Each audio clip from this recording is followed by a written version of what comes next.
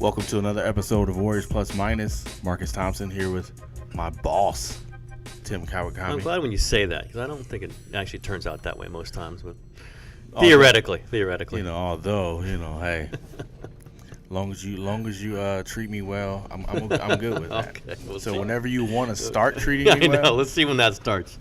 Day one, anytime now. Day one. So I wanted to get your take off the bat. I wrote an article for you, actually, since you're my boss, Wow. about the 5th year anniversary of Steph signing the contract to change everything. Mm-hmm. And, of course, out of all that 2,300 words, there was one little piece that came out that Steph wanted it. He tried to get a no-trade clause. He tried to get a player option, was declined, ended up getting the trade kicker, and apparently that was a bigger deal than I thought it would be. Then I thought it would be too. Well, but I was reading it and said, no, okay. I guess because we know this team too well, they don't give this stuff. They didn't give it to Iguodala his first time around. They didn't give it to Bogut for his extension. They didn't give it to Draymond for his extension. They didn't give it to Clay for his extension. You know what the retort is? This is No Steph question, Curry. no question. But it also was $201 million. So that was there in a previous Marcus Thompson story where people picked it up, where Joe Lacob or somebody in there thought about not even giving him the max. They did turn out to give him the max, but this is a team that doesn't necessarily say no matter what, we just fill it out, that's it, for anybody. Steph Curry, the same. And they don't, and I've gone through this. I've talked to agents who've asked them about this. And they consider, first of all, trade, the option stuff, like, no, the money we're paying you is the money we're paying you. And secondly, hey, you know what? It just, I don't know that this team feels like paying $201 million and they owe anybody anything other than that. And that's a lot of money, by the way. And you know who else feels that way? The guy who signed the contract. Exactly. And you know what? You could go, if you just fold it into the other parts of that story, he signed the 4-year 44, not because he couldn't get more money. He knew he eventually could get more money. Absolutely knew. Even if he was hurt, he probably could have got more money. He just wanted the security of the 44. If you're just follow that process, even if you're the best player in the world or one of the best players in the world, you got 201 standing. That's 44, as he was saying, is life-changing money. 201 on top of the 44, on top money. of all the endorsement money. So that's life-changing. That's like 8-generation life-changing. So I think maybe you and I, just because we know the situation, we just thought is an interesting and I thought assumed part of this. That you're always going to ask for things. You ask for more than what you probably going to get. You ask for everything. The team's going to say, you know what? We're giving you 201. You like it? That's pretty good for us. So, and they're not trading him, and none of that's happening. They're just maintaining their right. And listen, we're going to pay you the most money that anyone's ever paid since it's been top. Then we're going to pay you that. This is Bob Myers. This is how Bob Myers does. Exactly. You never walk away from a Bob Myers negotiation with everything you want. Nope. It just doesn't happen. He's been like that all the way through. He just doesn't say, here, you can have everything. And I know Steph is to that point, that level where if there's a player who should get it, it might be Steph, right? LeBron wants a player option, he's getting it. Who else? Steph, Westbrook want a player option, you're getting it. James Harden. But I don't think Steph thinks like that. Yep. I think he said, hey, yeah, what about a player option? Nah. Yep. What about no trade? No trade. Yep. Nah. All right, give me my 201. We good, right? And the other thing, if you look at this, is they've got Kevin Durant coming up, and they don't want him to say, you gave it to Steph. Now look. let me get the no trade. And then Klay Thompson in 2 years. And, hey, you gave it to Kevin and you gave it to Steph. And then Draymond in 3 years. Hey, you're like 5 no trade clauses. Exactly. Like this is exactly. And Pat McCall, look, I'm leaving. This is what screwed up some other places where they just start indiscriminately. You give Mike Conley the max in Memphis because you have to. Well, then what are you going to do to Chandler Parsons? You have to.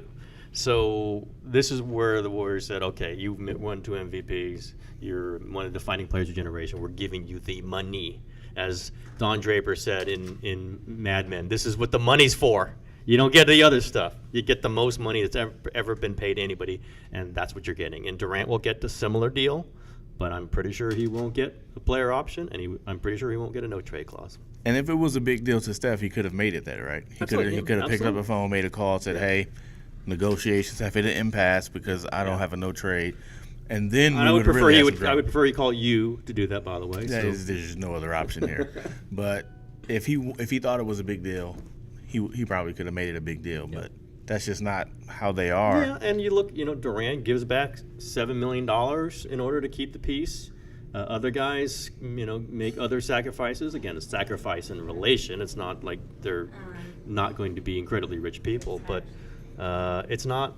If you're happy with your place, you throw it out on the table and you get what you can, and you don't get upset about it, and you take $40 million a year, which isn't bad. It's going to be like 46 or something at the end. The final year is ridiculous. So, I mean, the cost benefit of this for the player isn't huge, and for the Warriors, it's just this is how we do business. Period. And we don't give you everything you want, and they do not give options.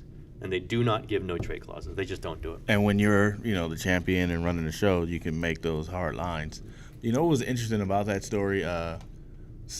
Steph agent said that they offered him like, hey, if you prove you're healthy this year, we got the max waiting for you. Before the 4 for 44. Yeah, I didn't really know that. Yeah. That was kind of I didn't really know that. Knowing that, I don't know how Steph. I mean, obviously, he's a different type of guy, and for some reason, Steph, who grew up with an NBA player, looked at $44 million as life changing, right? Yeah, that's true. you would think Steph would be like, my dad kind of made close to this in his career, but it was just interesting that option was known on the table, and he still said, give me the 4 years now. I just remember back at the time, I was talking to some people, and I said, I was writing, hey, Steph deserves more money than David Lee. He should be making 15. Hey, that was more about how much you didn't like David Lee. No, also I just said, if this is the number, it should be 15. It should be 16. That's what I wrote. Or don't do it, because he could have easily not taken the extension, come up and been a restricted free agent right at the end of that. But I think that also he's like, I'm okay with this. And also people were saying he wanted the security. He really wanted the deal because I don't think he knew what his ankle was. Yep. I mean, that just shows you how uncertain it was. Yeah, and it was pretty bad then, by the way. I mean, the Warriors were, Meyer says this all the time, the Warriors were taking a risk with this because he had, as you wrote in your article, he had just re-sprained it. Like, he could have this for the, there's, Bill Walton, we can go over the guys who've had foot injuries. Grant Hill with the ankle specifically. So there was some amount of risk on the Warriors' part. And this, again, is Bob Myers. Like, okay, 44 here, maybe 60 over here. You do what you want. 44 here, 60 there. But it also might be 20. Or as Jeff Austin's telling you, it might be 4. Right? And also, I don't think it ever was going to be 4 when you're 23 years old and you're Steph Curry. Off an ankle injury, right? Yeah, I don't think it would be 4. But you understand the process. And I remember, you throw those names out there, I remember the Tariq Evans, Ty Lawson. I mean, those numbers were fitting them in, and where does Steph fit? Now it looks laughable. But back then, they were playing. He wasn't playing. No question back then. Yeah, he wasn't playing. No question back then. Ty Lawson was like, hey, he's the point guard of the future in Denver. I forgot about that. Eric Gordon was like the big money guy. He was 48, right? 58. That's right. Eric Gordon was like the big dog on the block. I forgot all about that. He was scoring over 20 back then, right? Oh yeah, it's just like going back down that lane was interesting. Yep. But just knowing Steph had those two options there and really take a 3-year deal, it's crazy how it worked out knowing that was on the table. Because I might say, nah, give me my max, right? And move on. Yeah. And you know what? It just tells you about his personality. And it tells you about why he didn't push for it this time. He was going to get everything he deserved, every dollar he deserved. He got it. He didn't push for all the extra, all the accessories, all the bells and whistles that maybe LeBron James is going to push for.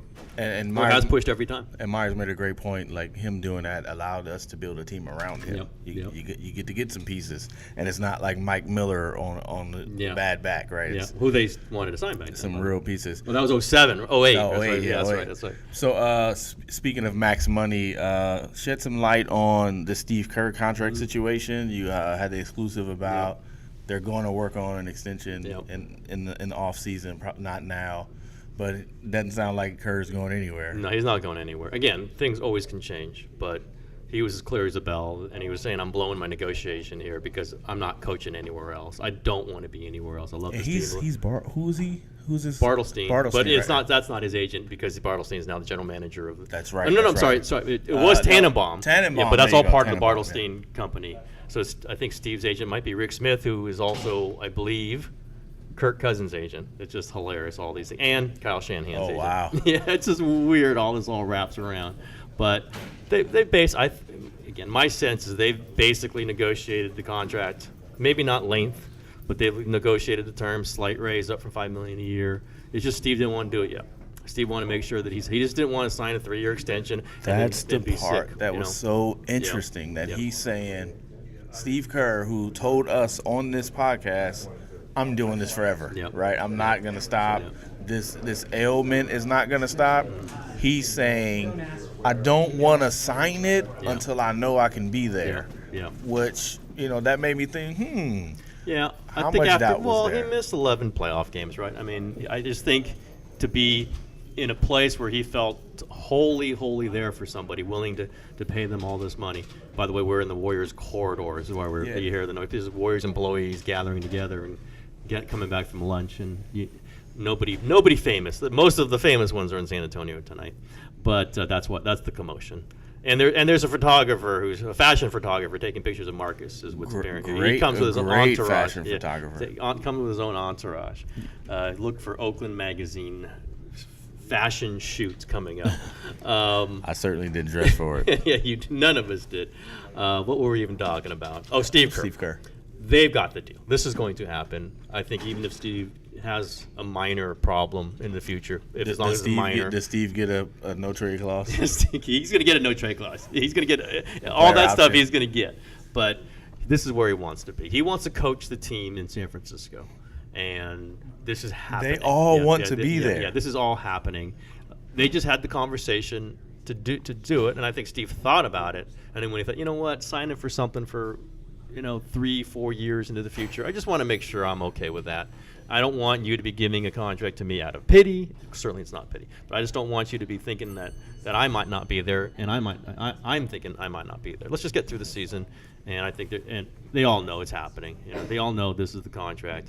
He's going to be here for a long time. They just didn't want, the Warriors didn't want to question about, let's go. They don't want to keep hearing about it.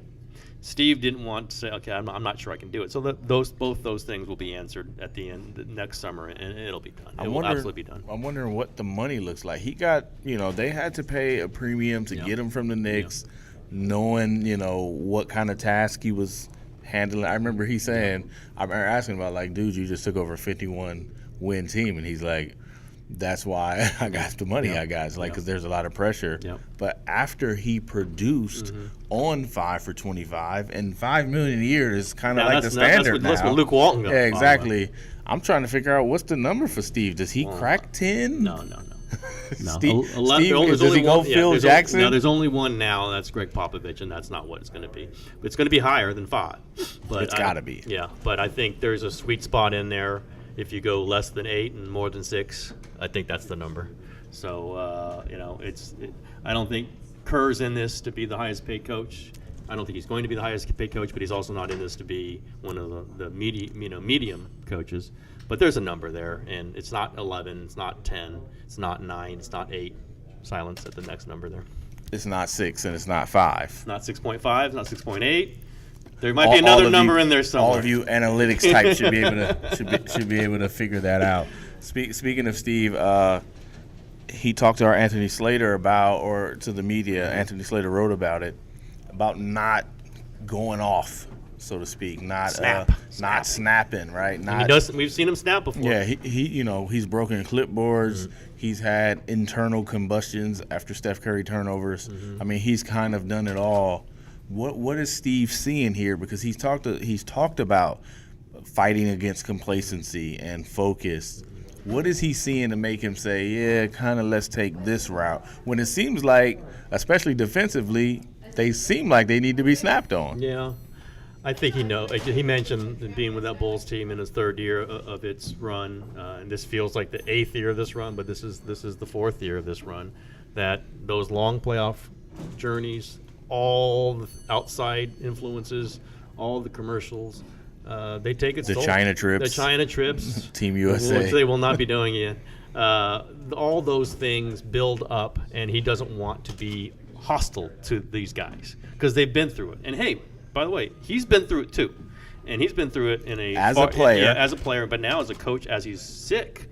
So I think he understands, if I just scream at him now, what am I going to do when it's February? What am I going to do when it's March and they're dragging? I mean, but can he lose these guys? I mean, he can. I think he can, but I what don't are you going think to he can. Well, I mean, theoretically he can. I'm just saying, don't go to the whip now if you don't have to. Your horse, you got thoroughbreds. It's way too early. Yeah, you've got and listen, right, they just did it themselves in the Clippers. You saw them; they're paying attention to the Clippers. As I wrote, they're going to pay attention to the Clippers every time Blake Griffin's on the court. Number 23. Draymond's going to play to the and then if Draymond does, the attention. rest of them do. No question. And I think we'll see they might not win tonight in San Antonio, but they're going to play. I think they're going to play good. This is just these games that You get don't their think attention. is Kawhi playing? Kawhi is not playing. Then they're so gonna that, win. yeah, I mean, Pop could throw, Poppy could throw some magic little thing at them. If but they lose, just be ready for an explosion. Oh yeah, people are gonna go nuts. Yeah, but this is who they are. I think Kerr. Again, I do think this early start had them because they're just not used to playing this early. The season would just be started in a normal season. Their body clocks are off by China. And again, I'm not saying that their legs are tired. Just saying mentally. I think they talk about like they're just missed assignments. There's just times where they can see their players kind of zone out on court. And maybe Jordan Bell is kind of the up and down of that. Jordan Bell, there are guys that Kerr's not going to get on. There are guys that he can get on, and one of them is Jordan Bell because he's so popular, because he's someone that the fans he needs pay attention. to be humble because you're yeah. calling him Akeem Olajuwon. Yeah, exactly. Because stupid writers throw him out there and say that might be their best Bell's center the right now. greatest center. And that's a guy and I think Jordan Bell's a guy who can take it. That's another part of it. And so Steve can deactivate him. Long Beach, he could take it. Yeah, exactly. And so he's a guy that Kerr kind of okay, you do that dumb thing once or twice, I'm going to not play you. Now he's not going to do that for a lot of other guys, but for him, he's going to do it. So I think that's how we're seeing Kerr's coaching. Or we see Nick Young play 18 minutes one game, none the next, 2 the next, 4. These are guys that Kerr can show the rest of the team. Here's how I'm coaching you through these guys, not necessarily through Steph Curry, Draymond Green, Klay Thompson, Kevin Durant. It's Andre Iguodala. Those guys have earned it. Those guys he doesn't want to get mad at. Maybe Draymond just for effect, but the rest of the guys they got one blow up in them. Yeah, I mean, but it's they'll just get one. those two. Yeah. Oh, yeah, but we're away from that. No question, we're away. And the last big one, remember, was late January in Oklahoma City. There's going to be a blow up at some point, but that's just who Kerr and Draymond are. The rest of them, they've been through so much. Steve's been through so much. This coach staff's been through so much that he doesn't need to do it now. He can talk about it. That's like it's like almost like doing it. He's just talking about it, and then the players, oh yeah, he could get mad at us. Maybe we ought to up it up a little bit. It's just an interesting dynamic from somebody who's played through it and somebody who's coaching through it right now. I think it's real interesting how much work Steve is having to do in this early season. There's a lot of psychological management. He's really having to tap into it.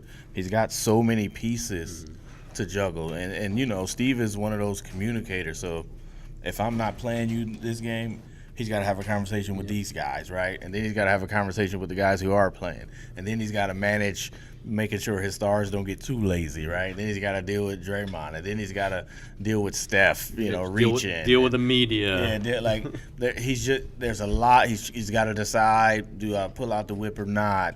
He's commenting on social issues. Yeah. Like, Steve is really kind of active and engaged. It's a lot. Mm-hmm. He's like, they might be chilling, right? They might be mentally exhausted, but Steve is just so all in. Yep. So maybe this is a situation where he does the work now, and then later on in the second half of the season, March, April, May, now it becomes this humming machine where everybody kind of know what they're doing. But he's having to do a lot of that work now. And when you got young guys in rotation, like there's something that has to happen with Patrick McCaw. They got to be in his head because he's not looking like he's not. It doesn't look like he's taking that jump, and it's just mental, right? It's not his ability. So you kind of got to manage that. You got to manage Jordan Bell throwing balls off the backboard. JaVale McGee. It's just I was just checking out his workload, and like he's not chilling, right? Yeah. No. That's a good point. He's not chilling at all. He's as actively involved with the whole roster as he's ever been. And it's also because he doesn't have the rotation set yet, and he's figuring that out. And I'm sure his assistants are figuring it out and working with each individual player. But I think he figured that anyway. Going into his 4th year after 3 long playoff seasons, this was going to be a coaching year. Yeah. And he wanted to feel good for it. He wanted to be And, ready you know, for this. And he's I think he does feel better, I think too. what he's did, like, I think remember before he was talking about like I'm not about to let that consume me, my issues. Yep. So he's like, let's do it, let's go. Yep. And even though it might not be over, right? He still has to deal with pain. I think he's really determined to say, I'm in this. Yep. I don't know if there's a ramification for that, but as long as Margot keeps, doing what she tweeted about, did you see that? I did see that. I saw you mention it, by the way, and highlight it. Margot Kerr, did you see that? Margot Kerr, when they put the picture Al of Attles Al night. Attles. Yeah. Yeah, Al Attles night, he had on the shimmery shaft suit with the butterfly collar, and his wife tweeted, "I can't wait to hit that." Wow. It That was something. was That funny because something, yeah. afterwards in the hallway, I was talking to Steph, and Margot was, clearly happy about it. Told Steph about it. It was hilarious. She was advertising it. Oh yeah, she told Steph about it. And then Steve, she was telling Steve, and I don't think it dawned on Steve. And then when I said, "Yeah, that's funny, I want to retweet it," Steve was like, "You put that on Twitter?" And she was like, "Yeah." I was like, "Oh yeah, this is international now." It was just. It was a cute little look at their dynamic. Yes, Like she's a lot of fun. You can see why. She doesn't talk to the media though. Not on the record. Not at all. Yeah. No, she doesn't like talking. Yeah, she's around. But she is around. She's Yep. she's hilarious, Yep. right? She's funny. Yep. She will tweet you. You tweet some shade at Yep. Steve Kerr. She will say something about it. But she's just like great. It was just like a glimpse at Yep. a little bit of Steve, and kind of I can imagine them going back and forth Sure. about some stuff. I bet that's pretty fulfilling for him. Yeah, absolutely. just to be able to do that. Absolutely, yeah. Not to mention Steve's still getting some clearly, right? That's pretty good, right? You have to ask him when he gets on the podcast. Ask him about how that. I mean, all she working did out. kind of try to back out. Like, she was like, "Oh, well, it's not going to happen tonight." I'm like, "No, Steve. She already put it out there. You better go get it." Man. Yeah, let's. Margot should be on the show, by the way. Oh, we should get Margot on the show. 100%. We should get 100%. Margot on the show. Looking at some of these numbers, Warriors defense kind of sucks. Yeah, but their offense is unbelievable. It is an interesting situation. Did you see what they're shooting on twos? I just looked it up. Over 60% on twos. Their true shooting percentage is 60%. Unbelievable. They've led the league the last 3 years and topped out at 56%. They're shooting 60 is They're crazy. shooting 52 as a team, total, like pure shooting percentage. So this team is a ridiculous offensive team, except for the turnovers. I also think the turnovers are hurting their defense, though. Yes. Like, their offense is not helping the defense because you get those live ball turnovers, which we see them do all the time, easy buckets. and their fast breaks the other way, or at least transition, and they're not matched up on the right people, and they're scrambling around. They're trying to switch back, and they get out of position. But also, even in the normal half-court situation, they're not locking people down like they've done in the past. They're giving up those penetration and the kick-out threes, which we've seen them give up even when they're playing good. Oh yeah, no question. But they've also played, like, people are dissing me because when I'll say, "Oh man, Detroit's a team that does some stuff to bother the Warriors." Like, you say that every game. Like, they have run up against a bunch of teams that bug them. Memphis bugs them. Detroit bugs them. There's a couple other that just kind of bug them. The Clippers do not bug them. That's the one they do not at all. But they're just certain team. Houston at times when they're playing really well. But I don't. They're gonna run in about 15 in a row where they're not bugged. They just have happened to run into a few teams that kind of play in a style. If the Warriors are slow-legged, the Warriors aren't active, that hurt them. And Detroit is one, and we've seen Detroit beat them. And now Detroit has Avery Bradley, so that's even worse for the Warriors. You know what I think? I think we might have seen the end of the top 5 Warriors defense. Like, even they won't be this bad. Adams. Wow. But I just think so. Number one, they just don't have to be that team. Yeah. Like, when you can score like that, you just don't have to. And then with Steve tinkering with the rotations, you got some unique or some new pieces in there. I just think they know. You give us one good quarter with the way we can score. It doesn't even have to be a quarter, right? Yeah, it doesn't. Half a quarter. What now? They're like they're like way down there now. So I think they'll finish top 10 in the end. But the day of them being 1, 2, or 3, what happens with this offense if they are 1, 2, or 3? Yeah. They win every game by 40 points. Yeah. Well, we saw some of that when they won 73. Yeah, right? I mean, we saw some of that. I don't know. I don't know. I think is some it of it's going important enough to do it at this point? Do they need to? That's how you win playoff They still. games. Yeah, you don't know playoffs. I think yeah. they'll be able to. We'll Ideally, see. Yeah, we'll see. Yeah. If you they're- don't do if it they're all year, 6. though, at some point you might not be able to. if do you're it well. 6 or 7, you're still yeah, good defense, we'll right? see. We'll see. They're just not going to be 2 or 3. I think some of this, Iguodala has not had legs this year. I think his defense has been okay, but not Iguodala level. And some of this has been the turnovers, but that's their own fault too. Some of this has just been laziness, but I think they're still going to end up top 5. I really do. I think they're going to find a way to. Ron Adams and me believes. I don't know what the that they're motivation will be. The motivation is Ron Adams is going to tell them, you guys stink. You're terrible. Go back there. That's why they want that second unit to have Draymond on it. It's so much they want that to be the defensive unit, and I think it hasn't they're been. gonna chill. I think they're gonna chill. Notice that they've not put Durant at the top of the second or fourth. They're working that in, but Kerr wants Draymond on that start the second, start the fourth, because he wants to take over those games defensively after you have Steph and Which puts Durant Steph and Durant more together. Absolutely. Which is the more troubling stat? Do you think? The Well, Warriors- wait. Let's bring. Forget him. No, man. okay. Forget him. Nah, all right. Look, we just got some dude. Just wandering through the Warriors hallways. He's an author now, Yeah, so I I guess understand that. I I guess understand we that. have to formally introduce him. Your Welcome, regal honor. yeah, right. Yeah. Welcome, Danny Leroux, author of the newly released 100 Things Warriors Fans Should Know and Do Before They Die. And excerpted in this really good website that I've heard about, The Athletic. Called The Athletic. Yeah. Yeah, I've been there a little while. Yes, he precedes us, by the Danny way. is the reason. Danny linked us up. Yeah. Right, Danny, you're the only reason I even responded to the email, because they emailed me. I'm like, who is this? Whatever. And then Danny's like, hey, I know these guys, and I'm like, all right, I'll check them out. I think you did it before me though. Yes. Yeah, you checked them Yeah. out, and then told me. I was like, oh, well, Danny and Tim. All right, I'll respond. Danny said yes on Marcus. I said, I don't know so much. And then somehow we both ended up there. And that's scary because you knew him better.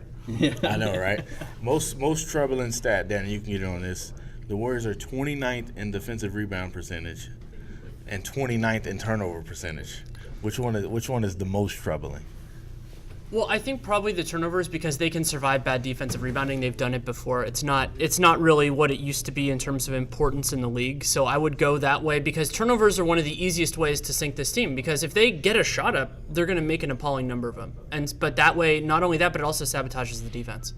Yeah, I think Kerr would definitely agree with that. I mean, they're putting up. But I looked it up. They're like 8th fewest field goal attempts per game, and that with the way they shoot the ball, that's killer. You just the more shots you put up, like I think only 1 of 5 teams have under.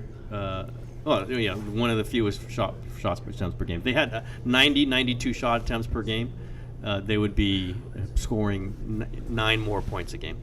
So. They can't turn over, and it's the dumb turnovers. It's just totally lazy. Okay, you know what? They're overplaying this pass, and I'm still going to throw it. Those are the look. Now Marcus is not even doing a show right now. He's looking around. I have a friend who wants me to sign a couple of books before he goes out of town. Okay. I think it's defensive rebound percentage. I'm not worried. I think they're never. They score so much that. I don't think 25 turnovers is crazy. 18, I think they'll survive. I'm not fretting at 18, but you think they're going to end up top 5 on defense. On defense, they can't do that if they don't finish the possession with a defensive rebound. They're letting teams hang around with more shots on these. They're going to turn the ball over. It's going to happen. They're going to turn the ball over. The question is it crazy or not? The offensive rebounds, the hustler guys, like what's my man from Toronto who's getting every Pirtle? How do you say that? Pirtle? Yeah, Pirtle.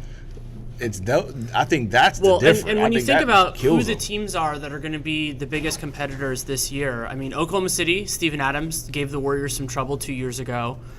Clint Capella on the Rockets. The Spurs still play an army of bigs, and then Cleveland, Tristan's had some really good games against him. He's out for a month with a calf strain right now, but he's not going to be out for a month with a calf strain in the finals, probably. I just feel like that it encourages teams to say, hey, man, we can rebound against these guys. We can do it. And, maybe Draymond, once he starts blocking out, it changes some things, but I just don't panic about their turn. Like, 25 is crazy. But 18, I think they just score so well, they'll be fine.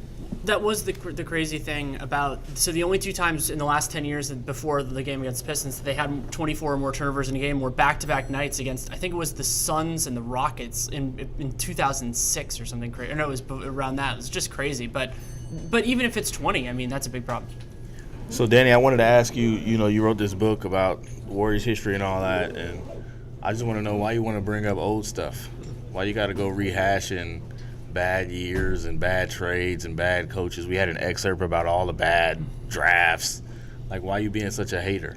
Context matters. I mean, I think that the reason the 2015 title in particular was so resonant for this fan base is because they had been through so much. It's different than the Lakers. It's different than the Celtics, and a lot of the Warriors have kind of gotten this blue blood reputation to a point, but fans who've been around this team longer know that that's not what this is. This hasn't been, like blips and then success. It's been really the opposite. I mean, you think about Run TMC, that was 2 years.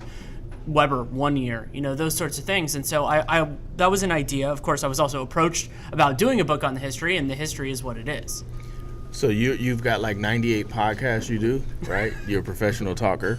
Did you find talking to be or writing to be as easy as talking, or was it harder? So at first, I thought talking was a lot harder because I had more experience writing. I was trained, as a lawyer, and I was trained as a writer before I was trained as a talker. What's with these lawyers? I know, all the Warriors are all over this stuff. There are a lot of us. Yeah, Nate, Adam Lauritsen, you got these lawyers. A lawyer wrote the foreword to my book, too. That's right, Bob Myers is actually a lawyer. That's true. Does it count Loyola, though? I mean... I nearly went there if I hadn't gotten into Hastings. I was actually at their orientation when I got the call from Hastings that I'd gotten in. So you didn't find it hard? You didn't find writing the book, like sitting down and putting the words to paper? Oh, I did. I just had more background with it. So, because when you do that, my early pieces, if you go back and look at Real GM, they were structured like legal arguments. That's really what I did. And then I didn't get into talking until years later. And I mean, talking freaked me out for a while, but then I realized I've spent my whole life doing it. Is your book better than Tim's book? What book did I write? Oh, Golden Boy? Are you serious? I didn't write about the Warriors. I thought you were talking about the Warriors. Tim, which book? De La Hoya. Yeah, it's a totally different kind of book. I actually haven't read it. Did you outright him? Written ancient days, long time ago. So yeah, I didn't even know you mentioned that. Did you outright him? Is all. Yeah, probably not. But I hope that the research and all that can shine through, even if I'm not as classically trained as the two of you guys. So you're now like so up to date on Warriors history. I know you've been digesting it for a year. Who's the best Warriors coach in history? Coach, I would probably still go with Nelson just because of how he had to transform those teams. Yeah, look at that. Well, because I'm glad he said that. It makes it worth talking about. What we haven't seen with Kerr is we've seen him elevate really good talent. And to me, the biggest challenge for a coach is to be able to take a mismatch to a degree and make something special out of it. I mean, I've been impressed with what Brad Stevens has done so far with the Celtics. Yep. They've been dealing with injuries. They didn't get what they wanted to get. And so for me, I think Kerr will eventually prove that. I mean, we'll see what this team is, but until you do, I'm going to be a little bit skeptical. When you go back through the history of this, just say the last 25 years, who are some of the ones that when you most enjoy writing about, the personalities you think really struck a chord that aren't the championship team? So when I grew up, I was the guy who fascinated me because I wasn't a big basketball fan early on. But the first game I went to, Manute Bol played in it, and I just thought Manute Bol was the most fascinating human being I'd ever seen before. And then getting into some of the stories involved with him, and then the other guy like that is Sarunas Marciulionis. Yep. I mean, Marciulionis, his pathway to the NBA is insane. Where basically, I believe it was the Hawks basically blocked him from going to the Warriors. Donnie Nelson wanted to bring him over, and they're like, "Oh no, he hasn't gone in the draft." And then they went through that, so it was 2 years that he was kind of out there, just out there. And then he comes over, does a nice job, but then is saddled with injuries. And so the idea of also him being a Hall of Fame overall player and having an impact on the Warriors as well, I thought was fascinating. If you had to point to, you taking a look at the history of this team and all the ups and downs and the rises and the falls, what would you call an underrated or the most underrated thing that led to this era? I mean, if you build to this, would you say there's something out there that, that's what people don't talk enough about, or that's a kind of under the radar, hugely important moment for this team? It's become less under the radar now, but the change in ownership. I mean, you and I were both around. Marcus was around for when Cohan ran this team, or when he was owner of the team, ran it is more complicated. He ran it too. Yeah, and so, I mean, that change was really what opened the door for all of this. I don't think Bob Myers comes. I don't think Steve Kerr or even Mark Jackson come if you don't have that change at the top. And we see it around the league right now. The teams that are well run, generally they can stay more relevant. And the teams that are poorly run, their success is almost always short-lived. I mean, they can draft a LeBron James and they can do all that, but eventually, the cream rises to the top and everything else will fall. And that's even amazing in the NBA, which is so star-driven. Well, you look at Phoenix. Right? Yeah. I mean, Phoenix is just this rotating. You think they might have it going on, and then it just falls apart. And then you think they might have it going on. And by the way, Steve Kerr was general manager of some of this. Well, but it's always got to be part of the owners is the reason why that thing can never be built up, anything close to what's going on. Right, here. and the other team, you talked about Kerr's connection to Phoenix, the team that he nearly went to in the Knicks. I mean, the Knicks have been a disaster for 40 years, and the biggest reason for that is not the market or the belief that you can never rebuild. It's because ownership hasn't been willing to do it. You know what I wanted to ask you? Where did you fit Steph among the great players in Warriors history? There's some great player from Wilt Chamberlain, especially Rick Barry, who I think is probably underrated as a player. How did, especially since Steph isn't finished, how did you fit him into the hierarchy of Warrior greats? Well, it's a challenge because, first of all, he isn't done, but also because the two other best players in the history of the franchise to me are Wilt and Rick Barry. Neither one of them played the entirety of their prime. So Keith Mr. Jennings ain't in it? Come on, not man. right now. That can be in the Purvis Short. It's got to be. Purvis Short's got to be in Purvis is there. in the book, but I mean, if we're talking about like the MVPs, it's those guys. And Wilt didn't play because the book is focused on the Bay Area moving after. So Wilt's a lot of his best years were in Philly, both before and after the Warriors. And then with Rick Barry, if he hadn't played the 5 years in the ABA or in the year that he was off too, then he would be number one because his contributions were absolutely massive. But those 5 years matter. So I put Steph one, not saying he was the best player. I think Wilt is the best player to ever play for the Warriors franchise. But in terms of impact, he's there. I mean, you already have 2 titles. It's probably going to be more. Back-to-back MVPs, unanimous MVP, greatest shooter of all time. I mean, you have all that, and the fact that he never left, at least not yet. Isn't that crazy? Like the first two in that list left because of money. Oh yeah, that was the whole Warrior thing, right? If they got good, the players left. I mean, not Jamal Wilkes, Gus Williams, Bernard King. I mean, that's when I grew up with all those guys. So this franchise is not the one where players come to. It's the one they leave. I mean, you sold Wilt Chamberlain for cash. Yeah, I mean, Like, because he wasn't selling tickets. That's like, insane. figure out another way to sell it's tickets. Wilt Chamberlain. Well, and then the Jamal Wilkes one was the one that I didn't know because I knew he was a UCLA guy and I knew his connections to Southern California. My assumption had always been that he left because he just wanted to be in Southern California. No, he wanted to stay with the Warriors. He just wasn't offered the money. Yeah, it was a contract quirk. Right? There's a little weird contract quirk, if I remember correctly, back then. Yeah, it's just this team has never been the team where players want to stay. It never has been until now, and now they're giving back money. Now I don't know. Jason Caffey wanted to be here. Jason Caffey wanted to be here. John Starks. Chris Gatling wanted to be here. There's some Warriors. David Lee wanted to be. David Lee That's wanted the to be one. here. That's got to be a whole different chapter. Who's your favorite, Tim? When I was growing up, Bernard King. Bernard King. Yeah, I just thought Did he do 2 full years here? One, I think it might have been one and a half? one Yeah, I think it was great like year. 1.5. Yeah, Yeah, one great year, but he got hurt again, or he had the alcohol problems. Yeah. But man, when he was good, he was coming down that left side of the lane. He was just a force of nature. Obviously, he was great with the Knicks too, but it was just coming from in that era when I was a kid, and they were so bad because it was after the championship. Just to see that kind of primal force he just wanted the ball in the hole. He just put the balls going in the hole. And played so hard, you didn't see the Warriors play that hard offense. That'd be my guy. Danny, who'd be your guy? I mean, so if you're going back, I mean, it was only 1 year, but the guy who I would have been a Warriors fan my whole life if they hadn't traded Chris Webber. I mean, Webber was everything that I liked. He was another guy they can't keep. Yeah. Yeah, because he passed the ball, he was responsible with it, but he was also an amazing athlete and a great scorer. And that team, 93-94, like I was 8-9 years old. That was really a formative one. And then when they traded him, I lost a little bit of steam, and then it didn't really, I didn't really. So you weren't on board for that Gugliotta era then? Not as much.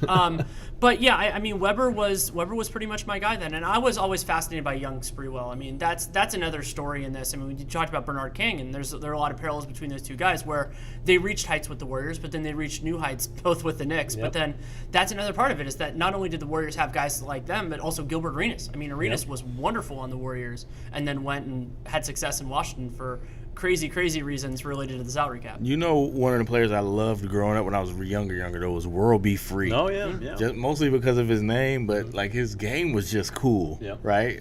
But once I like started learning basketball, I was a huge Chris Mullin guy. That World Be Free, Larry Smith, I think was Bromar on that team. I mean, there was a little era where they had a bunch of really great athletes that just were fun to watch. And they almost made the playoffs one year, and Larry Smith was getting like 22 rebounds a game.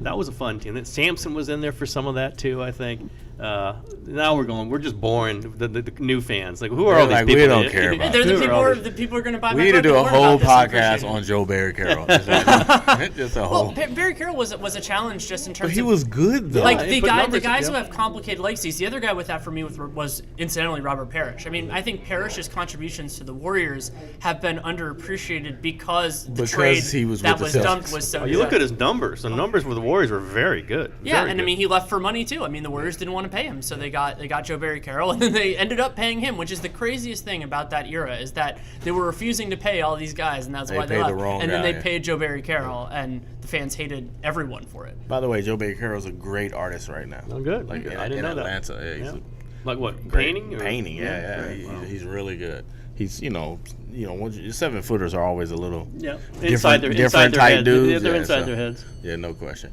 Well, Danny, thanks for coming by. We appreciate it. Where can we get your book? Everywhere. I mean, it's you can That get was it. the ultimate collar pop, everywhere. Where can't you get it? Where can't you get it? I mean, if you want to get it, I like local bookstores for it, but you can get it on Kindle. You can get it on PDF through Triumph Books, which is my publisher. However you want it, and if you're trying to find it somewhere else, you can just ask me and I'll tell you. And where can we read this excerpt of yours? The Athletic, one of my great employers. Maybe you should get a subscription. Everyone get a subscription. This is kind of fun. We just put up a table at the Warriors headquarters and people just stroll on by. I like that. Not bad. I don't know about that elevator dinging every 2 minutes. know, whatever. Our producer's knocking it out. Don't worry about that. We're good. All right, we're out of here. Words plus minus. Thank you, Danny Leroux.